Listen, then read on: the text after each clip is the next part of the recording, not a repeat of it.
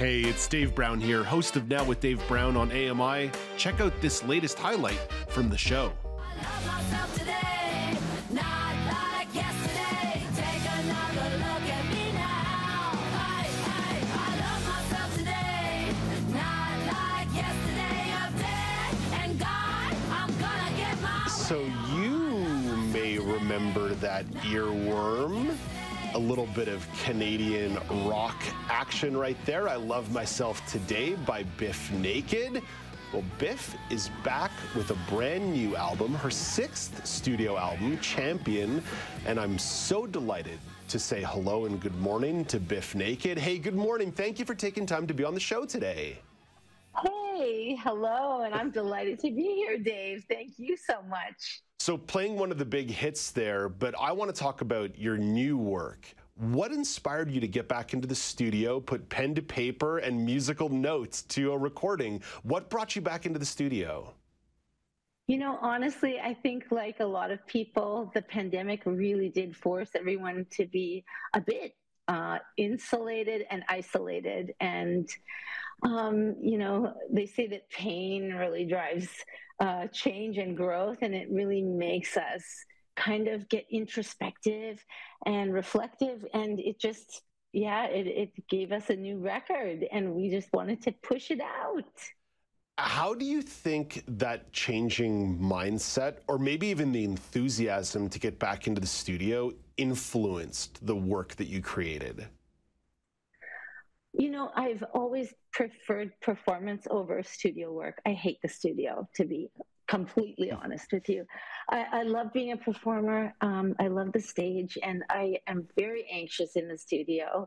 I've been lucky enough to be doing this since I was 18 years old. So that means I'm old enough to know, to have experienced the studio when there were no bells and whistles and no tricks. I had to sing something 100 times until I got it right. There was no way we could, you know, kind of do auto tune or computer tomfoolery to make magic. I had to just get the notes right, which is why I always say that I learned how to sing like a screeching cat. However, the signature sound. But however, you know, it was really important to get all of that stuff recorded. I feel like there's a real mutuality with people when it comes to feelings, and no matter who we are, we can all relate to feeling isolated or feeling feelings of longing or hurt or feelings of joy or loneliness or anything like that. And songwriting has always been, for me anyway, a real vehicle of expressing that. And it was time to put that down on a new record and get it out there. It's just been amazing. How do you think you've evolved as an artist? I referred to you as a Canadian rock icon, and that is the darn truth. Like you are one of the most important Canadian rock stars of the last 30 years. I'm curious how you've evolved, because artists don't stay still, and I imagine that you haven't stayed still either in your own growth and evolution. That's very kind of you. Well, you know, I think that because I am a person, you know, I hope that I've evolved as a person.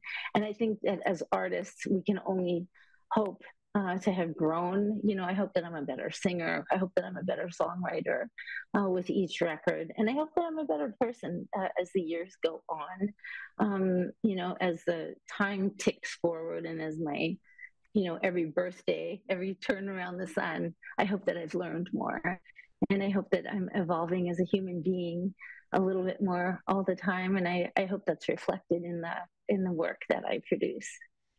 I also have that familiarity with the spins around the sun and the birthday. I am deep in a midlife crisis right now, and that's okay. That's okay. It's okay, because you can be honest and you can manifest and you can be vulnerable about these things. Yes. And, you know, beyond being a musician, you wrote a memoir, Ibificus, and you talked really candidly about some of the traumatic experiences you had early in life, being orphaned, hidden away in a mental hospital. I'm curious what it was like for you to put that vulnerability on paper. You know, it's so funny because as a lyricist, I've always been really open about songwriting and writing some of those very same traumatic experiences as songs ever since my first record. I've been really fortunate to be able to just write them as songs. But then to do it as a memoir was really tricky. And suddenly I couldn't just like poetically, kind of romantically write them. I had to write them very matter of factly, and it was really hard. It was just, I don't know, it was just really funny. And I have always used humor as a bit of a coping technique. So for me to, write this book and, to make all these like really kind of sensitive incidents very, I wrote them all very funny. And my editor at HarperCollins was like reining me in, going, "Oh no, no, no, no! I think this is just a little too funny. You need to like kind of tone this down." And I was like, "Ha ha ha!" like, and it was interesting working with an editor. So writing it, and then it was over 3 years in editing. Wow. Wow. Yeah, it was a really great experience. I'm glad that I did it. But now I'm working on another one. And we're Oh, working on a documentary. So oh, it's all evolving, I guess. you got bit by the writing bug. I was about to draw a parallel there. You said how much you prefer performing rather than necessarily working in studio. And I wondered if perhaps the book and the 3 years of editing felt a little bit closer to the studio experience. Get every note just right rather than just let yourself be real and authentic in the moment. Oh, I think that they say like when you do the writing, you should just write free form on the page and then fix it in editing. And they say the same thing with the studio, fix it in the mix is what they say. But I find that that's probably easier for the other instruments. And as a vocalist, you have no room for error. Or else you sound like a screeching cat. You sound like a cat. Yeah. I'll tell you, there's a darn good reason as to why I prefer doing live broadcasting. I did have a life making documentaries, and I definitely prefer the high wire act here because it lets you be a little bit more yourself. I do want to focus Right. on one more thread from the book, though, because you also chronicled your journey as a cancer survivor. I'm curious whether it was your childhood experiences or your experiences as a cancer survivor, in contrast with the success and fame you've acquired. How have those experiences perhaps changed the advocacy work that you want to do? Oh, you know what? I am always going to be really grateful that I was a breast cancer patient. And here's why. People kind of think it's funny that I say that. But had I never been a patient, I would never have discovered that I really loved being a volunteer in the hospital setting. Because once I became a patient and I was kind of, thrust into a room with other patients, I discovered that I really had a passion for kind of being involved in that setting and in the patient setting and in the peer-to-peer support setting. I just loved it, and I wouldn't change it for the world. I feel very fortunate that I was able to experience, all of my treatment in Canada. I feel very fortunate, although there are a lot of different gaps in our system. I could go on and on about public health care and my own experiences and the experiences of all the other patients around me. I was in British Columbia at the time, and I have lots to say about the different socioeconomic impacts of different healthcare levels in BC and other places. But I can say for sure that I'll always be a volunteer as a result, and I really love it. And I love doing public health advocacy. It's something I would never have discovered that I enjoyed had I not been a patient. So, I'm happy that I survived, but I would do it all over again in a heartbeat. And I wish I could do it for other people who are fearful. I just think that there's a lot of mystery that still surrounds treatment for people, and there's a lot of fear involved. But now it's a lot easier with different blogs and with TikTok and stuff like that. People can get a lot more information than they did before. There's community to be found in terms of connecting in the digital world, but it also presents that platform to do some advocacy work and start normalizing some of these conversations. Absolutely. You mentioned that you are involved in a documentary, Bif Naked, One of a Kind, that is set to air on Super Channel at some time this year. What do you hope viewers take away from that documentary? What's the story that you hope they're going to tell?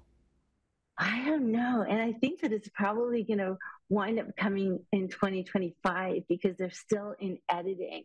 The film crew that we've worked with and that are still working with has been following us from, France to Mexico to all our touring. And it just keeps going and going and going. And it's been fascinating. They got to interview my birth mom, and they have been following us in Paris, and we got in lots of trouble with all the embassies over there with all of our drone filming all along the Seine River. And it's just been, man, we have just had quite a time. I don't really know at this point because we're still in editing. All I know are the interviews that I've done. And I mean, it's been insane. We've laughed, we've cried. And it's just, I feel like it has been such a crazy journey. I feel like the director, her name is Jennifer Abbott. A lot of people may know Jen from The Corporation. She also has a wonderful film called The Magnitude of All Things. You may still be able to find on the NFB website, which parallels climate grief with her sister's journey with breast cancer. It's an amazing, magnificent film. But really, I just think that, I just can't wait for people to see it. We will be doing a tour surrounding that documentary and doing a question and answer and a performance along with the viewing of the film. I just feel so lucky to be able to have the opportunity to share with everyone what it is going to be like. I'm very excited about it. I've noticed the theme here. Lots of editing, time stuck in editing. That seems to be one of the themes coming out here. You've lived in the public eye for a while now. I'm curious what it felt like with the documentary side of being on the camera, because there's an intimacy to it that feels a little bit different than just maybe the standard celebrity culture.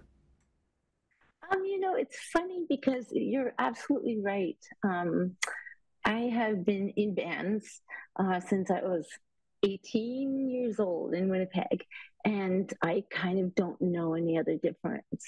I used to tell my father I've never had another job than this job, and he used to tease me mercilessly about that, saying that I had no other skill sets than this. However, I think that it is very honest. I think there's a lot of vulnerability, and I can only hope that people, really feel like that it's just like kind of normal. They get also the behind the scenes in a way, and to the periphery of the whole, I guess, minutia of the day to day, and also everybody in my life. From all my entire family, and all of my manager's family, and all the dogs that we have, and all the cats, and all the travel that we do, and just it's all the insanity. Bif, you've been really generous with your time, but I want to ask you two more questions, if that's okay. Of course. Because I do want to circle back to the new album, Champion. I want to make sure that gets its love here as well. I'm curious what the response has been since it dropped a couple of weeks ago. And this is certainly the first album that you've dropped in the true digital streaming age. I wonder if that's changed the way that people are approaching you in terms of when they listened, how they listened, or even the way that you feel about distributing the record. Because it used to be maybe you're doing a show and people go see you, and then they go to the merch stand and they buy the record. But now they're going into the show potentially armed with all the lyrics deep in their brain. You know what? Both things are true, and they can be true at the same time, which I wasn't expecting, because you're right. I mean, I'm so old that I remember a life before Napster. We used to sell cassette tapes out of the back of the van. And so Napster started in like 95. And I remember, digital has kind of, we used to have MySpace, and we used to, do everything, the cassettes and then the CDs, and like we've done it all. And with Ibifficus, we did the 25th anniversary. It's the first time I've ever done vinyl. And so we finally are doing vinyl, because now it's very collectible, and that's been lots of fun. But with Champion, I didn't really know what to expect. And we did do CDs. We had a show this last weekend here in the Toronto area, and a lot of the merch lineup, I always sign books and CDs at the merch lineup, but a lot of the people came and bought Champion CDs at the merch booth, and they were very excited to have a physical CD, and they also had it digitally already, like you were mentioning. And it's been really exciting to watch that happen. It's like, I don't know, I think that it's going to be really, really cool, because people want it both ways. And here's the last question, and you've been so generous with your time this morning, and it's wide open. You can take this whichever way you want to. What do you want people to do in terms of keeping up with you here? Follow the website, social media, check out the concert dates. What do you want to plug here on the way out? Oh, everything. You know what? I try and always do my own social media, and I'm always on Instagram. I'm always on TikTok, I'm on Twitter. I used to be on Twitter a lot more than I am now. Facebook, everywhere. I'm just follow along, and the tour dates are always going to be up there. And of course, there's going to be links to going ahead and getting the CD at Rock Paper Merch, and you can listen on Spotify. You can buy it on iTunes, of course, or Amazon, wherever you get music. This has been such a thrill for me. Thank you for taking the time today, and congratulations on what's been an amazing career so far, and what sounds like a career that has a long way to go still. So thank you for this, Bif.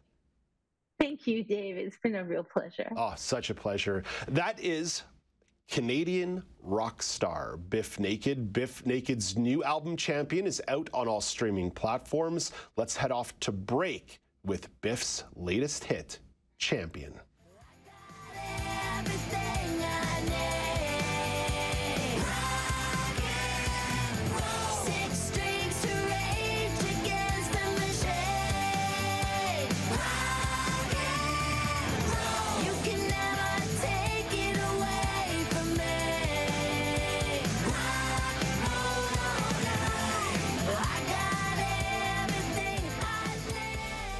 Do you want to dive into more conversations like this? Watch Now with Dave Brown weekdays at 9 a.m. Eastern on AMI TV, or download the podcasts wherever you listen.